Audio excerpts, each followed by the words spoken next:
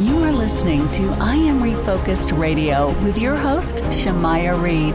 This show is designed to inspire you to live your purpose and regain your focus. And now, here's your host, Shamaya Reed. Hey, welcome to I Am Refocused Radio. Man, we are here once again today. Man, we have another amazing show lined up for y'all today. We're going to talk to an amazing guest, Cain. And this is something that I hope you guys look forward to, because this is all about this new amazing movie, Paul's Promise. Cain, good morning to you, sir. You're a legend. How you doing?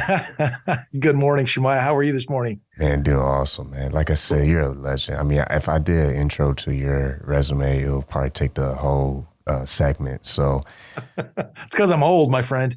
Man, old and successful, man. I'm getting there too, so I'm right behind you. So, man, first and foremost, this amazing movie, Paul's Promise, is a very touching movie.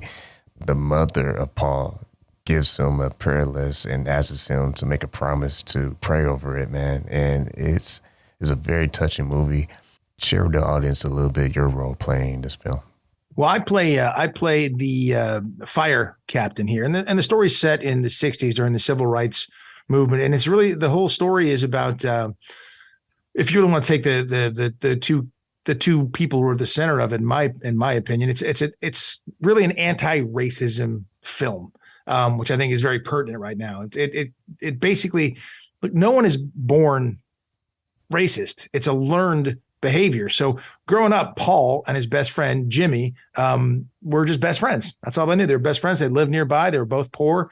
Paul happened to be white. Jimmy happened to be black. And they were best friends. They were hanging out, and they didn't define each other by the color of their skin, but just by being wonderful friends. And then society kind of gets in the way. And especially on Paul's side, it's his mother, loved Jimmy, everything was great. But Paul's father was a drinker, was racist, wouldn't allow Paul to hang out with Jimmy, and actually beat him if he did so. So as they grow up and time passes, they split ways, and Paul becomes a firefighter, works under me, and we go to a call one night, and it's at Jimmy's house. We put it out, and Jimmy goes to thank Paul and ask how his mother is. And Paul won't even talk to him. He ignores him because the other firefighters, not my character, but some of the other firefighters, like, well, you going to talk to, that guy? You're going to talk to him? And he's like, no, I don't know him. He doesn't know me. And so that just, obviously scars Jimmy quite badly. But Jimmy's a great character. He is first of all, Joseph Cannon plays him so wonderfully, with a kindness that you would hope to have given his situation. His brother, played by Tank, doesn't really feel the same way. But through his, Paul has become a drinker. He's become a bad husband. He's become racist in his actions, even though in his heart he's not. And so I think part of the reason he became a drinker and a bad husband is because he knew he was doing something that was against his heart. Jimmy was his best friend, and they were just best friends, period. They're judged by the content of their character. And so when Paul's mom is dying and she asks him to say that prayer list in church, Paul agrees, but he's really lying. He isn't planning on doing it. But she keeps hanging on, and finally, through a series of events, he decides he will do that. And by doing so, it changes his heart completely. And this is based on a real story. Paul Holderfield then goes on to completely do a 180. Creates a friendly chapel and an organization called Flame, feeding and loving all men equally. And then he spent the rest of his life giving back to anyone in need.